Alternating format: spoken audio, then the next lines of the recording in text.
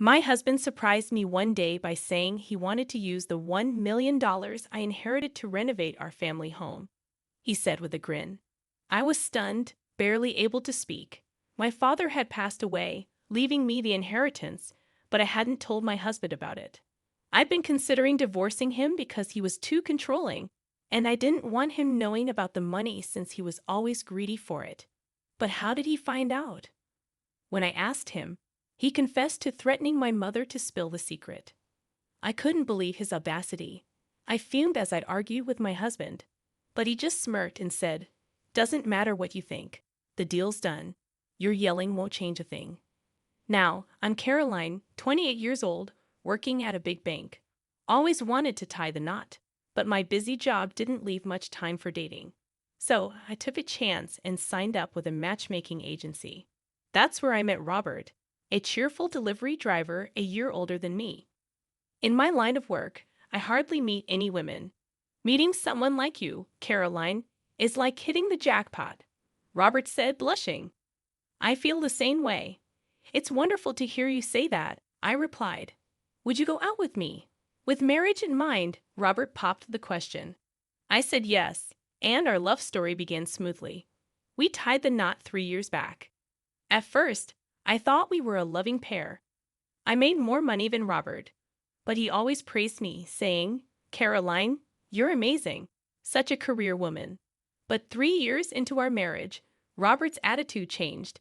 He started with sarcastic jabs like, must be nice, earning that big salary. And it wasn't just him. My once friendly in-laws turned cold. They used to be so sweet. Caroline, working at a major bank is impressive. You must have worked hard. We're thrilled our son married you, they'd say. Thanks. I'm lucky to have Robert, I'd reply.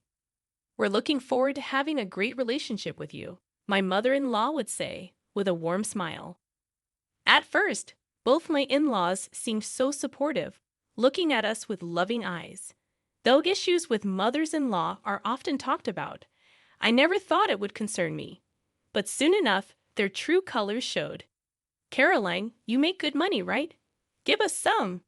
I want a designer bag. It's not a big deal to help us out once in a while, my mother-in-law demanded, as if it were expected. But I just got you a dress for your birthday recently, and I don't lend or borrow money, even within family, I replied. They were furious when I refused. How dare you? We only agreed to this marriage because you work at a big bank. Truth is, we can't stand you. Sick of you always speaking your mind so clearly, my mother-in-law shouted. Exactly. What's the point of a daughter-in-law who won't give us money? Giving gifts for birthdays is expected. We're telling you to hand over cash. Even after we've asked so many times, you still won't give in. You're the worst daughter-in-law, my father-in-law scolded, backing up his wife. Robert simply nodded along with his parents' harsh words and didn't stand up for me. To add to that, he often splurged on takeout and expensive furniture without consulting me, saying, you make good money, so this should be fine. It wouldn't have been a problem if he used his own earnings, but his salary couldn't cover it all, leaving me to foot the bill.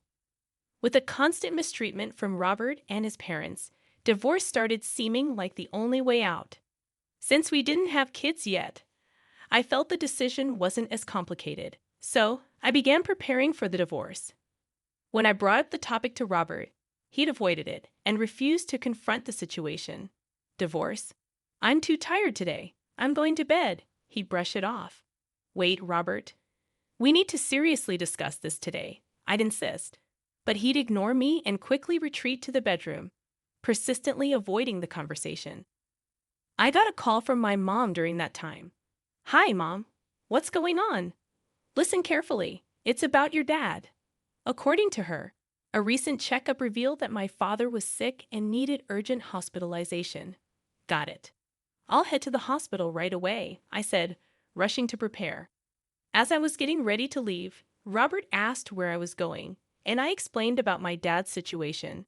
But he just replied with a nonchalant Disappointed by Robert's lack of concern, especially considering it was about his father-in-law, I focused on going to the hospital without paying him any more mind. When I got there, I joined my mom to hear the doctor's diagnosis. Turns out my dad had cancer, and his time was limited. Both Mom and I were stunned. We debated whether to tell him the truth about his condition, but knowing he'd want to be fully informed, we decided to be honest with him. Returning home devastated, I was met with Robert's insensitive question. Back from your dad's hospital, huh? How bad is it? Despite my anger at his tone, I shared the grim news about my father. His response was callous. Oh, weren't you talking about divorce? If you want to stress out your already ailing father with our divorce, I'm up for it any time. His despicable comment plummeted my feelings for him even lower. But I didn't want to burden my father further. Despite Robert's smug claims about being ready for divorce, whenever we discussed it, he seemed even more pleased.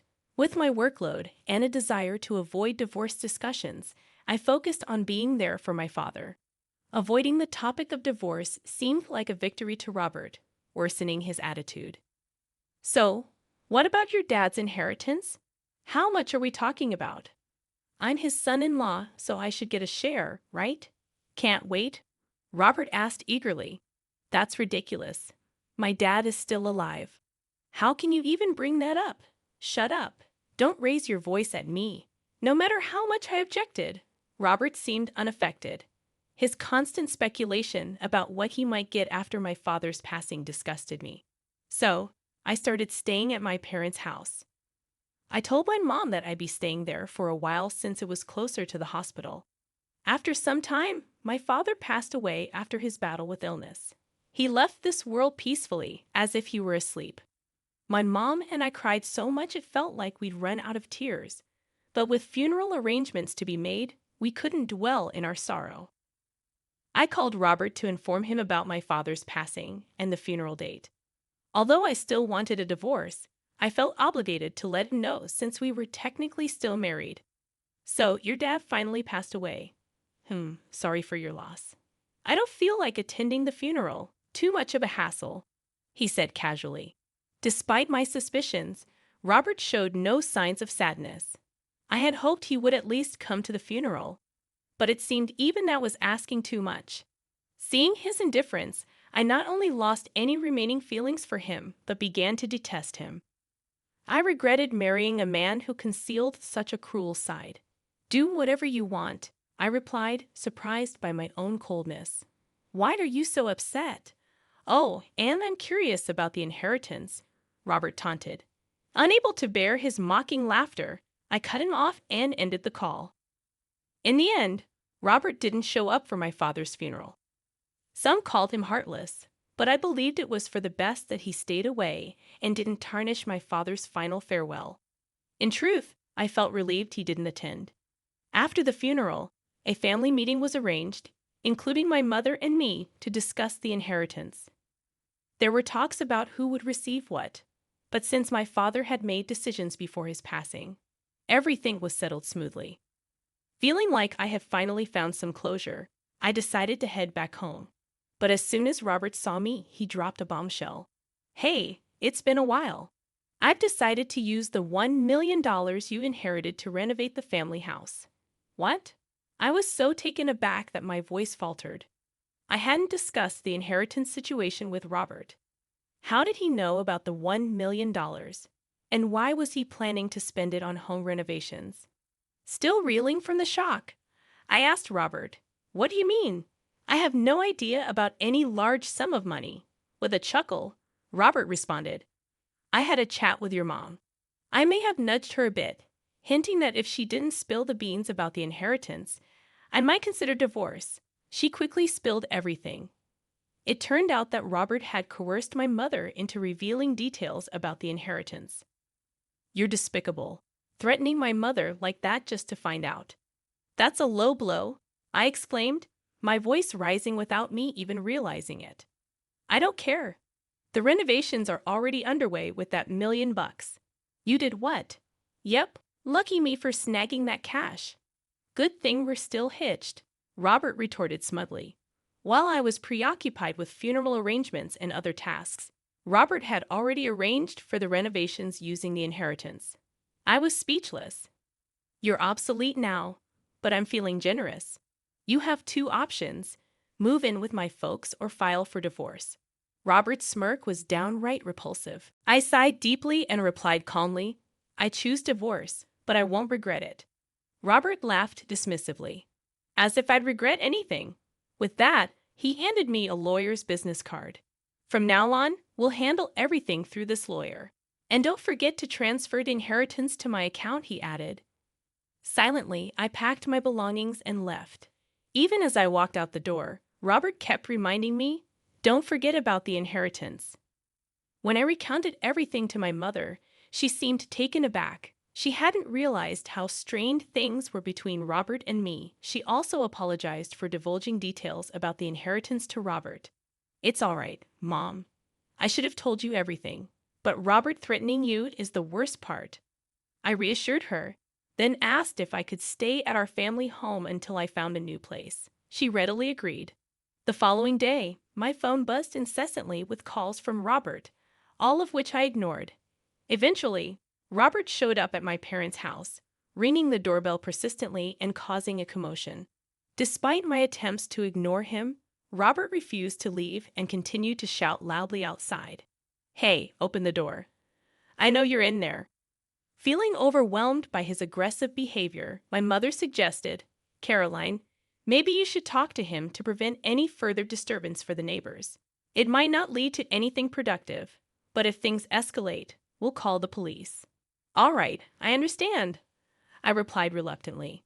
With Robert showing no signs of leaving, I reluctantly opened the door partially, leaving the security chain latched. This is getting out of hand, Caroline. When are you transferring that $1 million? I can't afford the renovations without it, Robert shouted, attempting to shake the door and break the chain. Remaining calm, I responded to Robert. It's under consideration. Confused by my reply, Robert looked puzzled and asked, What do you mean, under consideration?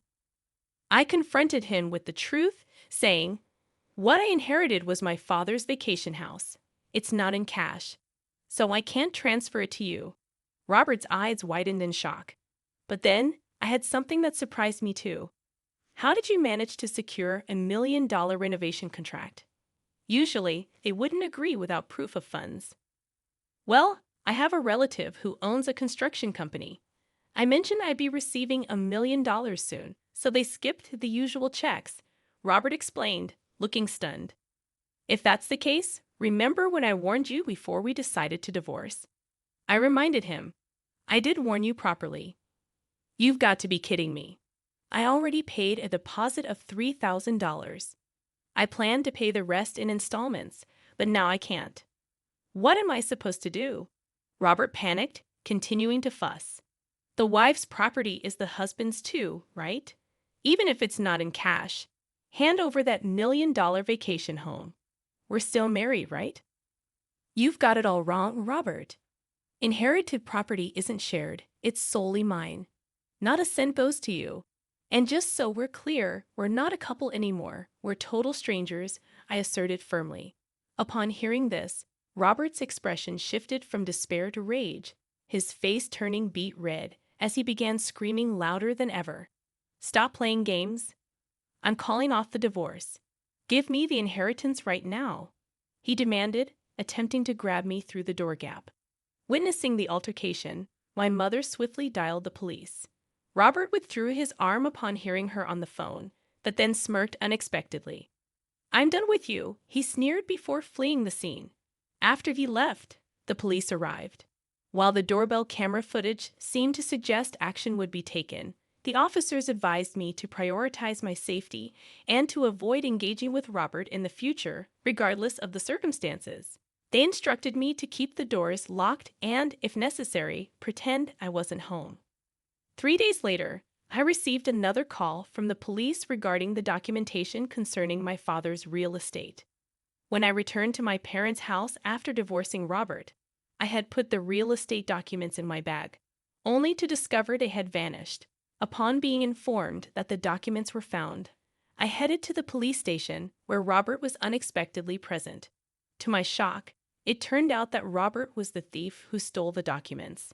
As I demanded an explanation, exasperated, Robert wore a sullen expression and muttered, You thought there might be cash in my bag since I inherited $1 million, right?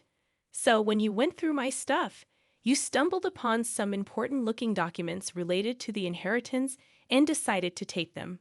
Robert explained that he hadn't examined the documents closely at the time. It was only after learning from me that the $1 million wasn't in cash, but a vacation house that he realized the documents he took were the property title of that house. Later, Robert, assuming that selling the property title would convert the inheritance into cash, took it to a real estate agent, accompanied by my in-laws, to initiate the selling process. However, upon my arrival, the realtor informed me that since the title was still in my father's name, they couldn't proceed with the sale. As the inheritance division discussion had just taken place, I was in the process of finding the notary to transfer the title to my name. Even if the inheritance had been finalized, the property would still be under my name, making it difficult for Robert to sell it without my consent. In frustration, I demanded that they purchase the property since it belonged to my father-in-law. Their response was to call the police on me, likely due to Robert's aggressive behavior, which raised suspicion among the employees. As I stood in shock, Robert began making absurd claims to the police officer. I was just trying to sell it on her behalf. I didn't steal anything. I haven't done anything wrong. Please let me go, he pleaded, contradicting his earlier admission of taking the documents. Remaining composed, I clarified to the officer, that's not true. I didn't ask him to sell anything. He stole it on his own. Plus, the documents he took were just copies, not the originals. Even if he tried, he couldn't have sold them. You set me up. Don't play games with me, Robert shouted furiously, spitting in anger. I responded icily. What are you even talking about? You stole on your own, and now all you do is spout nonsense. Just face the consequences of your criminal actions. Frustrated, Robert bit his lip, and as a result, he was arrested for theft. With news of Robert's arrest and the loss of the $3,000 deposit broadcasted, my in-laws, now exposed as the parents of a criminal, were compelled to relocate from their town. Later, they seemed to hold a grudge against the real estate agency that reported Robert, resorting to making harassing calls and spreading rumors. The real estate agency, understandably outraged, filed a lawsuit against them for obstructing business and attempted fraud, as they had tried to sell property they didn't own. To avoid a court case, my in-laws had to pay a significant amount in damages. In their desperation, they reached out to me for help. Caroline, please. We used up our savings for the deposit, and now we're in debt to pay the settlement. My ex-mother-in-law's voice trembled with urgency, but I felt no sympathy. Why are you asking me for help? I'm divorced from Robert, and as far as I'm concerned, you're strangers to me now. I responded firmly. She pleaded, You're wealthy, aren't you? Can't you spare some money? We'll pay you back, I promise. I don't believe that for a second. I'm ending this call. Don't contact me again, I replied coldly, before hanging up and blocking both their numbers. Robert's number had been blocked long ago. Knowing Robert knew where my parents lived, I decided to sell our family home and moved with my mother for safety. As for the $1 million vacation house, I put it back on the market, and it sold without any issues. Now my mother and I live peacefully, cherishing the memories of my father.